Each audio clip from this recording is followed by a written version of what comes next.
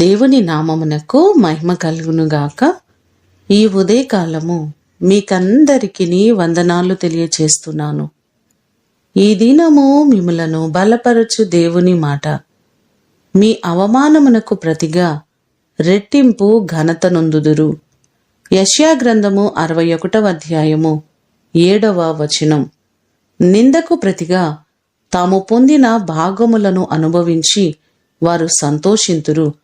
వారు తమ దేశములో రెట్టింపు భాగమునకు కర్తలగుదురు. నిత్యానందము వారికి కలుగును అనే మాటలు ఈ వచనములో మనకు కనబడుతున్నాయి. జెఫన్యా గ్రంథము 3వ అధ్యాయము 19వ వచనంలో చూస్తే, నిన్ను హింసపెట్టు వారందరినీ నేను శిక్షింతును, చెదరగొట్టబడిన వారిని సమకూర్చుదును. ఏ ఏ దేశములలో అవమానము నొందిరో అక్కడ నెల్లను నేను వారికి ఖ్యాతిని మంచి పేరును కలుగు చేస్తానని ఈ భాగంలో మనకు కనబడుతుంది. అవమానములను అనుభవిస్తూ అనేక పర్యాయములు నిందించబడుతున్న నా ప్రియ సహోదరి సహోదరుడా, దేవుడు వాగ్దానం చేస్తున్నారు. మీరు అనుభవిస్తున్న ప్రతి నిందలు అవమానములు తీసివేసి రెట్టింపు ఘనతనిస్తానని దేవుడు వాగ్దానం చేస్తున్నారు. మీరు చేస్తున్న ప్రతి పనిలో దేవుడు ఆశీర్వాదకరమైన పరిస్థితులను అనుగ్రహించి ఆయన మిమ్మలందరినీ ఘనపరచునుగాక. ప్రార్థన చేసుకుందాం.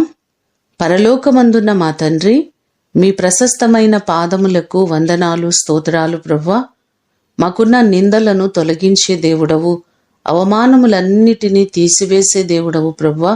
మా ప్రియులెల్లరినీ జ్ఞాపకం చేసుకోండి.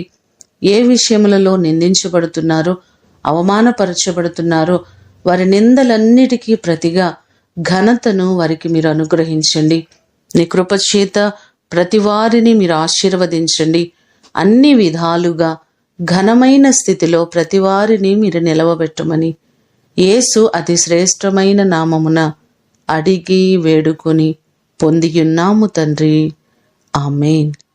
దేవుడు మిమ్ములను దీవించునుగాక.